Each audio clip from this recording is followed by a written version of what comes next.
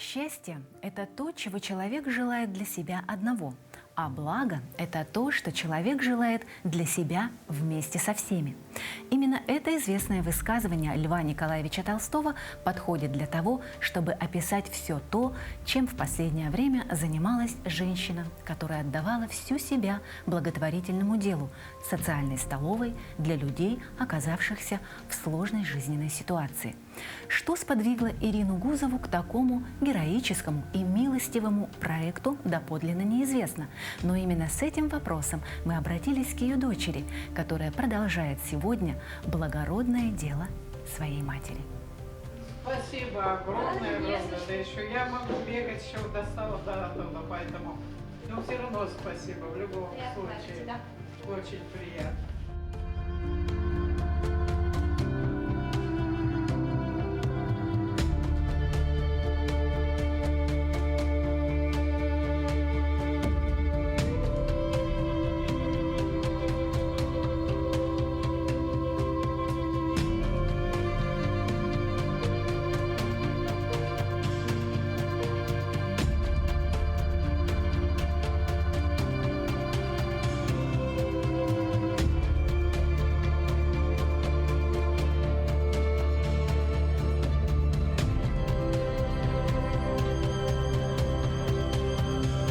Это место, которое сближает людей.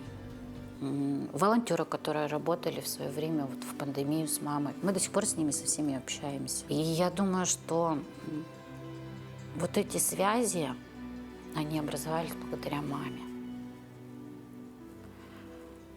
Благодаря, наверное, ее человеческой отзывчивости. Есть вот человеческая отзывчивость, к которой притягиваются люди. И она вот была таким человеком. Помогают простые люди. И если бы не простые люди, мы бы не выжили. Допустим, с продуктами якутяне помогают, хорошо помогают. Вот Алмаз-Аргиенбанк привез мясо. Да такое мясо, вырезка хорошая, фарш. Там, ну, они позвонили предварительно, спросили, я говорю, вот нужны новогодние сладкие подарки. Ну, или же вот мясо, фарш, там, масло растительное. Он буквально в субботу, житель, Александр, и он даже не стал фотографироваться, мешок жеребятины, мешок рыбы, мешок, значит, там потроха и набор для холодца. Росгвардия нам помогает. Ну и вот просто позвонят, вы работаете, да, мы хотим привезти продукты. Без проблем.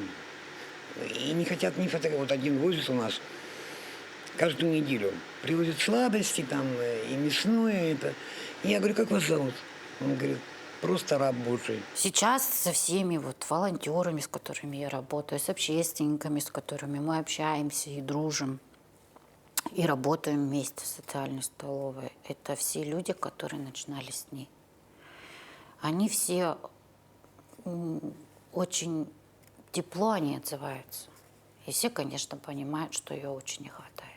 Не хватает ее крепким словом, не хватает ее громким голосом. И где-то я понимаю, для себя понимаю, что мне вот не хватает этой команды. Где-то сама себя, ну, спустя год стала контролировать в этом плане, да, что так, взяла себя в руки, пошла и сделала, да, хватит уже тянуть резину. Могут сюда привезти продукты или как бы сбережения.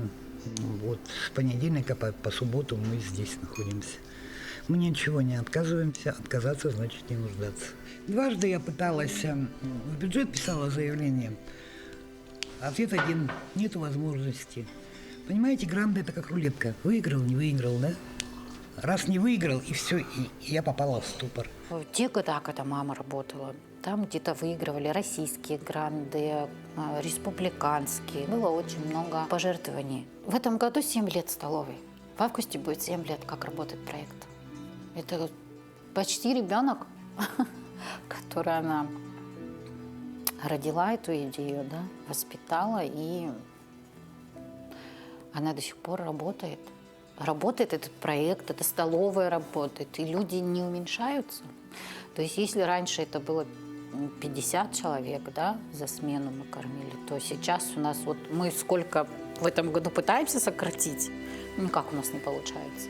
Меньше 65 никак не получается. Вот вчера пришел мужчина, я бы хотел ходить в столовую. Я говорю, хорошо. Что для этого нужно? Я говорю, ну, вам нужно подтвердить свою категорию. То есть вот такие, как многодетные, инвалиды, пенсионеры, они не требуют подтверждения категории нуждаемости, да? То есть они автоматически уже подходят. То есть они просто приносят свои документы, мы снимаем копии, они заполняют заявление. Когда это, вот, допустим, обычный человек, да, ну, как бы вроде работоспособный, там, молодой, да, но бывает же всякое в жизни бывает, тогда мы просим направление с округа. Не потому что это принципиально, а потому что нам-то отчитываться нужно. И мне нужно для отчета подкрепить, на каком основании там 28-летний парень ходит ко мне в столовую, да? То есть вот, пожалуйста, у меня есть направление округа, они написали, что он нуждается, и я обязана ему помочь. Все. Списки формируются только для того, чтобы сформировать точное количество, потому что готовится на определенное количество людей, и вот этот вот масштаб мы его сохраняем. А так воспользоваться может, конечно, любой желающий, ну, который подтвердит, конечно, свою вот... Надо же все равно как-то... сказать нам, объяснить, почему он находится в такой ситуации, правильно? Иногда человек просто приходит рассказывать, вот я нахожусь в трудной жизненной ситуации, как вот у нас было, приехала семья на лечение в наш медцентр, да, задержались, мама одна, с большим количеством детей, многодетная мамочка, жилье снимают, трудно, ребенок в больнице ездит к нему. И, пожалуйста, мы же оказывали, Ирина Борисовна оказывала помощь, конечно. И так же и с остальными. Кто-то погорельцы, кто-то... А некоторые просто вот сейчас, ну, потеряли работу, тоже же бывает такое. Поэтому вот это время, которое дается на то, чтобы семья подняла свои возможности, немножко передохнула и дальше пошла. И я на себе испытала, что такое помощь в столовой, когда оказалась в трудной жизненной ситуации. Так случилось, что это было 2 раза. 1 раз у меня был инфаркт, я попала в больницу. И Ирина Борисовна вместе с волонтерами, с ее семьей, они привозили моим детям обеды на дом. И я, так сказать, спокойно лечилась. Я знала, что мои дети сыты, и все у них дома, все у меня хорошо. И 2 раз в нашей семье случился пожар. Когда у тебя все сгорело и ничего нет, то это очень сильно помогало, потому что нужно было разбирать эти развалы, приводить в порядок квартиру и тратить свое время на то, чтобы готовить обед, следить за этим, конечно, не хватало сил. Поэтому в то время поддержка социальной столовой для меня была очень-очень важна и актуальна. Молодец, Ирина Борисовна. Она и на мои праздники отмечает. И вот я сегодня пришла покушать вот такой прекрасный обед. Это вот все надо иметь силы, а главное – желание. А у этого человека, видимо, его через край плещет, она нас не бросает до сих пор, все старается для нас, для стариков, хотя сама это героически мужественный человек. Столовая для того, чтобы помогать людям, которые оказались в трудной жизненной ситуации. Мы не кормим просто бесплатно, мы помогаем людям. Вот эта вот разница в том, что социальная столовая, она для того, чтобы помочь. А то, что касается людей без определенного места жительства, ну, есть другие благотворительные организации, которые прекрасно с этим справляются, и они несут вот именно ту помощь, которая рассчитана именно на данный контингент. У нас нет, у нас все чистенькие, благородные люди, есть и с прекрасными профессиями, и врачи, и учителя. Ну, вот так сложилась жизнь. Вот так. У кого-то ушли из жизни дети, у кого-то они уехали. Человек остался один.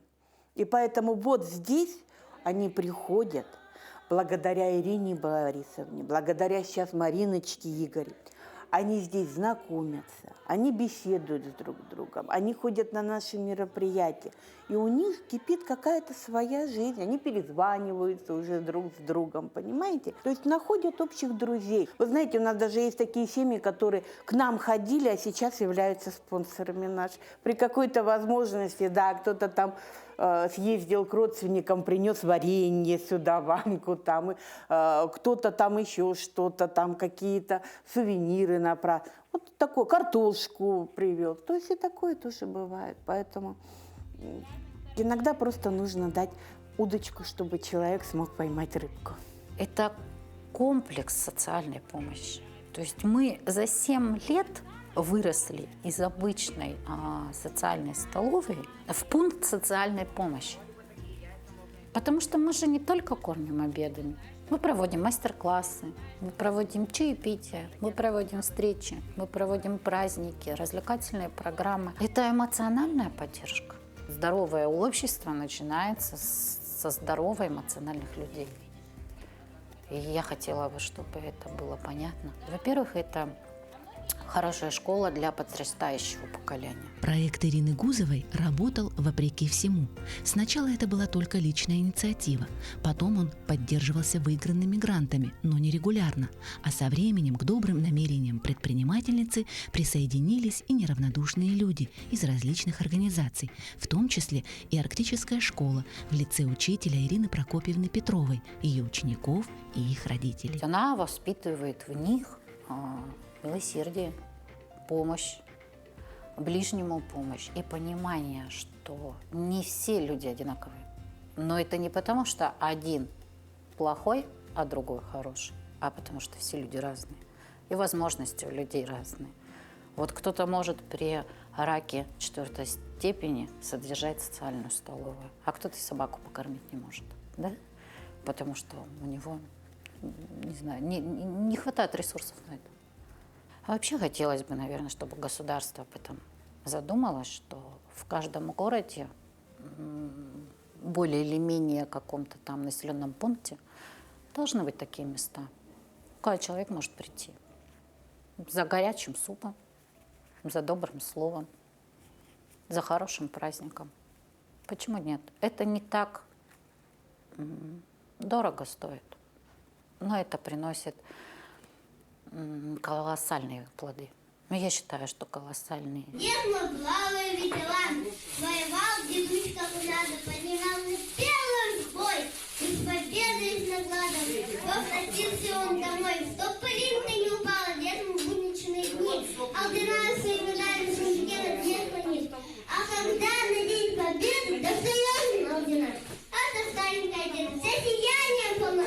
Деду чудо, честь и слава, нужна судьбам ведущим. И поэтому по плаву ветеранам я горжусь. 23-й год был очень тяжелый. 22-й, 23-й. Тогда не выиграли ни одного гранта. Были большие счета за коммунальные услуги. Работников не было, потому что платить было нечем. Ну, то есть я и она. Ну, и я как бы не отказывалась. Но я понимала, что она не может. И понимала, что она это не оставит. И уже ругаться и идти вот уже на принцип, да, уже было бессмысленно и бесполезно, да. Но а бросить ее как-то здесь одну, да, ну, это вообще, не знаю, наверное, сверх цинизма, свинства какого-то, да. Был тяжелый год, прям очень тяжелый. Она очень переживала. Столовая была на грани закрытия. Платить было за коммунальные потребности было просто нечем. А пенсия у нее на тот момент составляла там 35 тысяч рублей, на которые она покупала там недостающие продукты, там еще что-то, еще что-то. Все золото было заложено в начале отопительного сезона. Она прям спать не могла, плакала, переживала. Последний год мама на износ отдавала себя этой борьбе за столовую, борьбе со злыми языками. Она такой еще очень мнительный человек, и она зайдет, начинается этих комментариев, и потом пьет эти лекарства. Я говорю, ну зачем? Ты не читай, ну пожалуйста.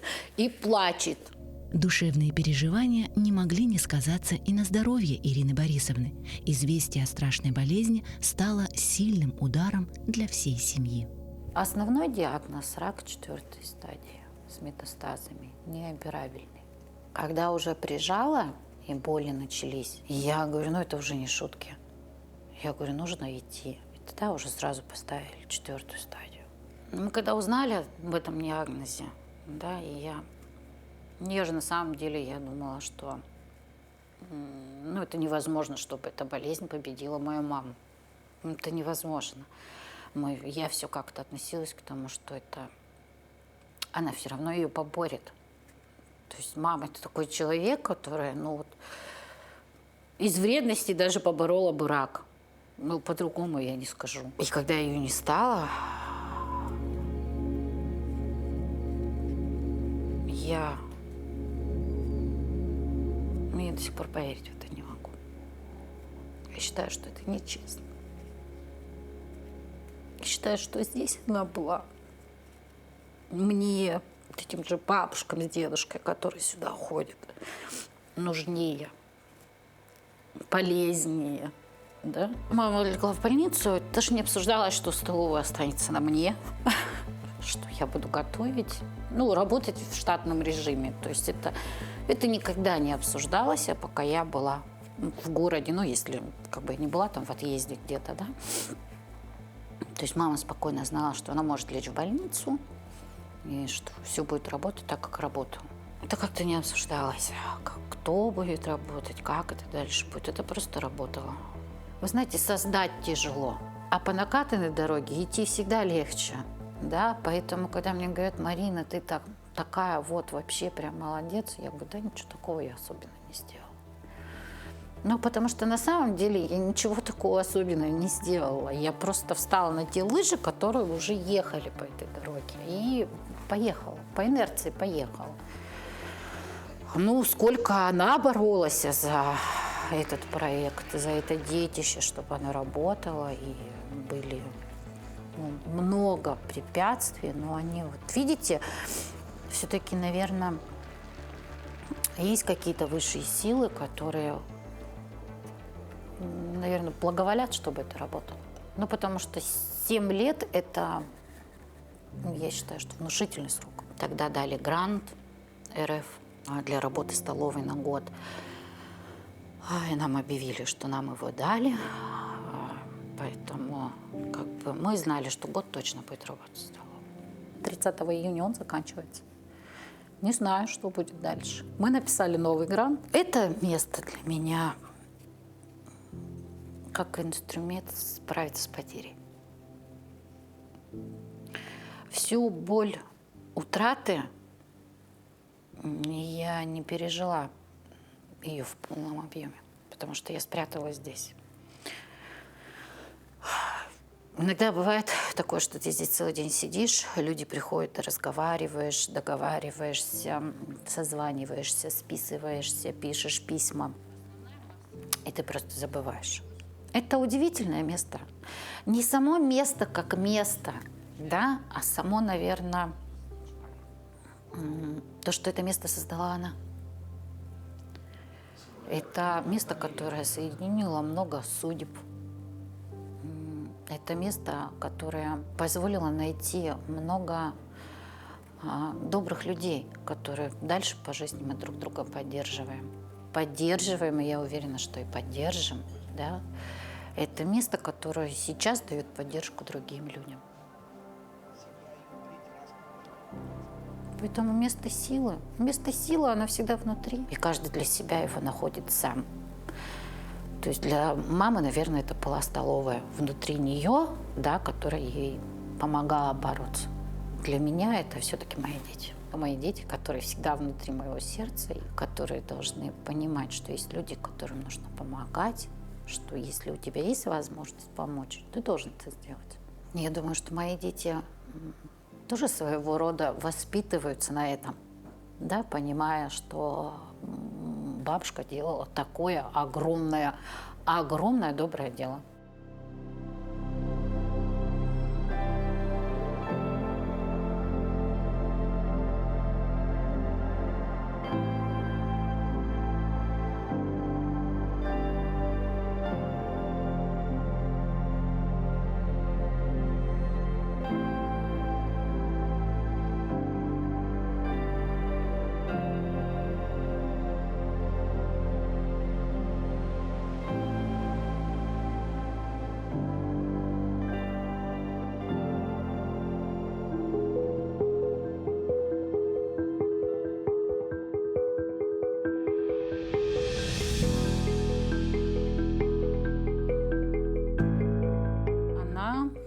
с Амурской области, город Райчихинск.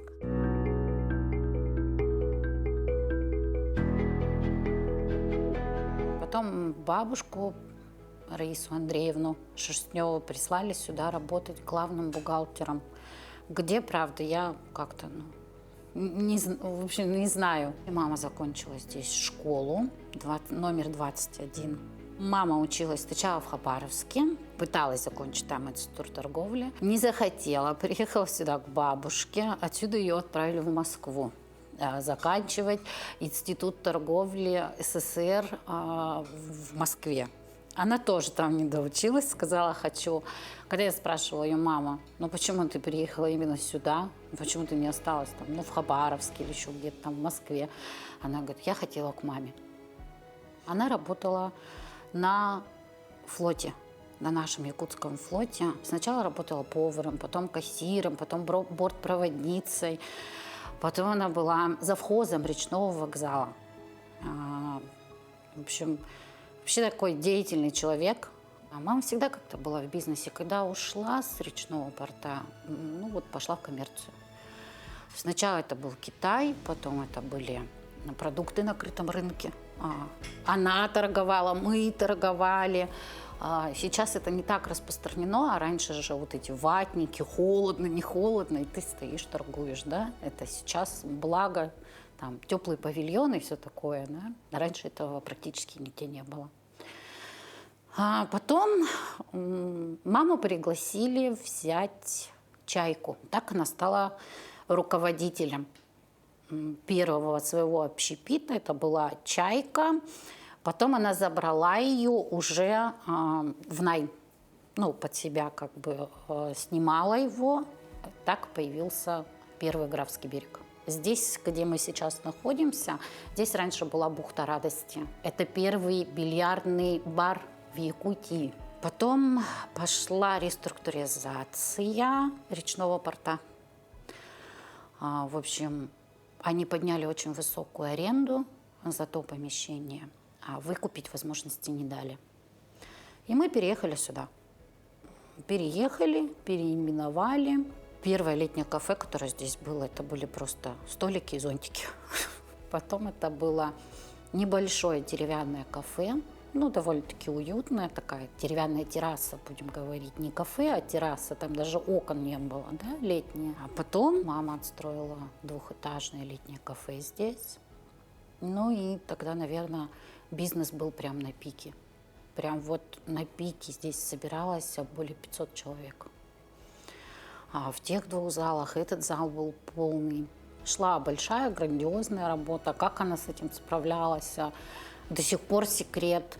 Представляете, удержать зал в 500 человек, чтобы не было ни одного конфликта. Поэтому, наверное, люди любили сюда ходить, потому что здесь можно было и потанцевать, и отдохнуть. Но когда работал бизнес, благотворительность-то тоже была. Только она была в мини-масштабах, и это никогда не афишировалось, потому что это всегда было за свой счет, и никогда не нужно было искать спонсоров. Почему сейчас это вот так масштабно, и это афишируется? Не может один человек вытянуть такого масштаба благотворительности. Не может. И кто бы что бы там ни говорил, вы должны, если вы хотите делать, вы делаете это за свой счет. Но это нереально. Это нереально. А благотворительность была всегда. Мы сотрудничали с Массоголовским детским домом, который 2 раза в год к нам приезжал на праздники. То есть мы тут сами разучивали. Она нас заставляла всем коллективам учить четверостишье, учить тексты, учить роли. Мы ставили спектакли, мы делали этот антураж весь. Все это делалось своими руками. И это было всегда. Почему это стало в таком масштабе? Я не знаю. Я могу сказать, что каждый человек рано или поздно, наверное, до этого доходит. Как пришла идея социальной столовой? Пошел спад народу. Да, не так много стало народу. А тогда мама была при промышленном округе председатель общественного совета. И они начали заниматься общественной работой. год правления вот этого общественного совета. И она озвучила, что она хочет открыть социальный проект. Какой это будет проект, никто не понимал. Что это будет социальная именно столовая, мы узнали в 2017 году, 6 августа, когда было открытие. Почему она это сделала, я не знаю. Но по хронологии потом лет, да, ей, наверное, это нужно было. Потому что она очень боролась за этот проект, она очень переживала за него. Мама такой человек, которому запретить, ну или вернее возразить было, ну в принципе невозможно, да. А она все равно сделает то, что она хочет. Я ей говорила, что, короче, все, давай, закрывай, прекращай. Она говорила, нет. И были страшные скандалы дома, что почему ты выбираешь столовую, а не нас. Ну, она отвечала, что я не могу закрыть. Она говорила, что мне это нужно, мне это помогает. Когда я ее просила, что, мам, ну, давай ты поедешь уже лечиться, да? Она сначала, ой, все, говорит, отстань от меня, я не смогу без работы. Потом я уже говорю, хорошо, я согласна, я буду вести эту столовую, я буду готовить, убирать, вот все делать, только, пожалуйста, ты, ну, хотя бы просто съезди на консультацию в Питер, да? Может быть, там предложат какие-то варианты лечения лучше, чем здесь. Она сказала, нет, вот сколько Бог даст, значит, столько должно быть. Сказать, что я злилась, да, я злилась. И сейчас, наверное, где-то в глубине души злюсь на нее. Даже не из-за себя злюсь, да, что я уже взрослый, самодостаточный человек. Я злюсь, что она моих сыновей оставила.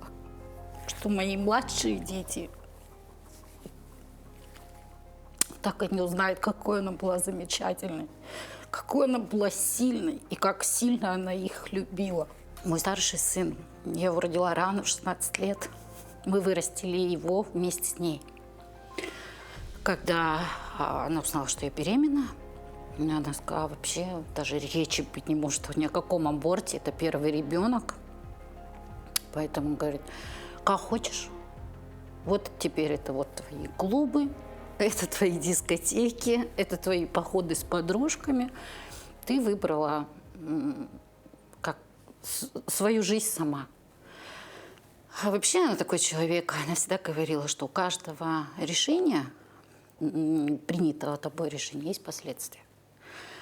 И когда я родила сына старшего, да, тогда я, наверное, только тогда начала понимать, что такое последствия, да, вот этого всего. Пока подружки бегали по дискотекам, мы с ней вдвоем его купали, мыли, стирали. Она меня учила, как и сколько давать, вот прикорма там, и все тому подобное. Она была для моего старшего сына, она была душой и сердцем. У нас вообще в доме, в семье двое. Должно было быть вообще трое. Старший брат умер после рождения сразу же. У мамы было 2 брака. В старшем браке с Гузовым она и оставила первую фамилию первого мужа. Родилась моя сестра Дарья. Второй брак это был с моим отцом Агатицким Игорем. Но жизнь как-то, семейная жизнь не сложилась. Не знаю, ну, наверное, все-таки, думаю, что из-за характера, маминого характера. Потому что у меня тоже очень тяжелый характер. Вот прям ее характер. Но у меня идеальный муж. Он меня терпит. Он спокойный, покладистый. А я такая, как вот взорвалась и все смела на своем пути. Вот мама, она такая же. Очень не хватает ее, очень не хватает. Она состоялась как человек, как личность, как женщина. Пускай не в семейном смысле, да, но как красивая, яркая женщина. И конечно, как мама. Она была жесткой, но всегда заботливой. Всегда была чересчур правдивой. Бывает же, что правда обижает, да? Но а кто же, если не родной человек, тебе ее скажет? Вот она всегда была этим человеком, и она знала, что ее правда может обидеть. Но она всегда ее говорила, потому что она считала, долгом своим сказать правду. Она и руководитель была такой, но она всегда была очень правдивая, честная, что ли, и всегда очень добрая. Вот несмотря на свою вот эту вот строгость, это, конечно, безумная доброта. Ну и потом у плохой мамы не вырастают такие замечательные дети. Вот, к сожалению, ее уже год как с нами нет, а люди ведь все вспоминают ее только теплом и добрым словом. По-моему, это говорит об очень многом. Говорят же, да, там за мужем, как за каменной стеной. И я могу сказать это про свою маму. Мне никогда не было страшно. Даже когда я вот в 16 лет родила, да, сына, я всегда знала, что у меня есть мама. И я всегда знала, что в какой бы я историю не влипла, в какой бы неприятности я ни оказалась, я всегда получу эту поддержку. Мама была прекрасна. Не только для своих дочек, которых она берегла, охраняла и ругала, но и также и для всех, кто у нее работал. Они все ее называют мамочкой, потому что в ней было очень много любви. Но и очень много, она такая была очень крепкая, твердая женщина, которая могла так пожурить, что у тебя, в общем-то, и коленочки могли подкоситься, и все боялись ее. Мама очень жесткий человек. Жесткий. При всей своей доброте она очень жесткая. Я тоже жесткая мама для своих сыновей. Но она была добрым человеком. Это такой был человек, который всегда стремился помочь чем-либо, как-либо.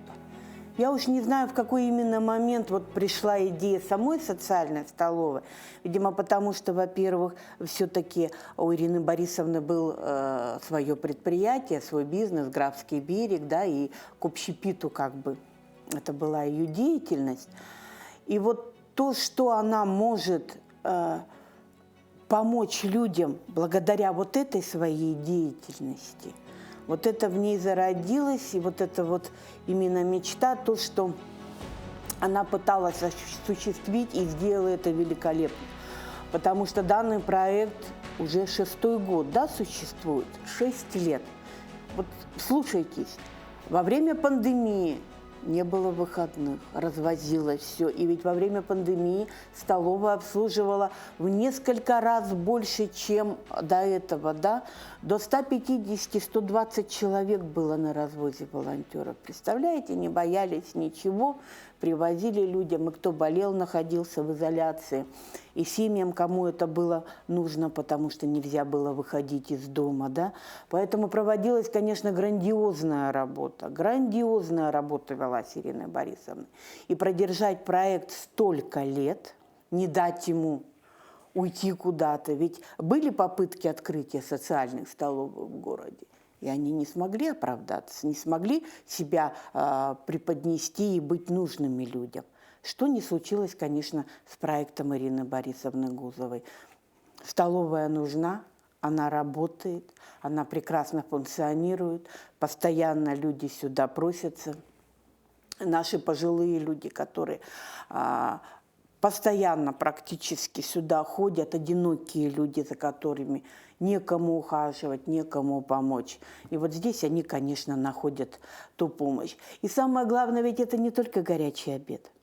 Это вот то, что она умела делать, когда она собирала праздники у себя здесь. Прекрасные вечера, новогодние, Дни матери, 23 февраля, День Победы, когда собирались ветераны. Это охватывало и тех людей, которые ходят в семьи, да, которые сейчас являются благополучателями столовой, но и те просто людей города нашего. ветеранов, работали советами ветеранов, многодетные семьи, которые нуждались в этом. Поэтому работа грандиозная, очень грандиозная. И замечательно, что вот у Марины Игоревны нашлись силы, мужество продолжить дело своей мамы, и она, это показал этот год, абсолютно достойно несет все это и справляется со всеми делами великолепно. А когда вот ее не стало, за спиной пусто стало. И этот год я стала понимать, что теперь вот та скала, которая нас защищала, теперь вот той стеной должна стать я. Для своих детей, для своего мужа, для своей семьи, для вот этой социальной семьи, да, что теперь не на кого рассчитывать, только на себя. Я безумно чувствую себя виноватой. Стыдно за то, что мало говорила, как я ее люблю. Чувствую себя виноватой, что все время торопилась,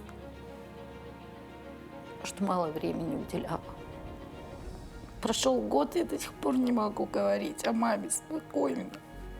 Мне очень ее не хватает, очень не хватает. Если бы я знала.